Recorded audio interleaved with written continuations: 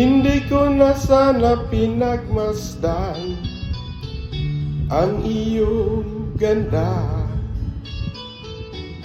at hindi na rin pinansin pa bawat ngiti mo may gayuma. Dahil sa akala ko hindi ako iibig sa'yo, ikaw pala ang aaki sa puso ko.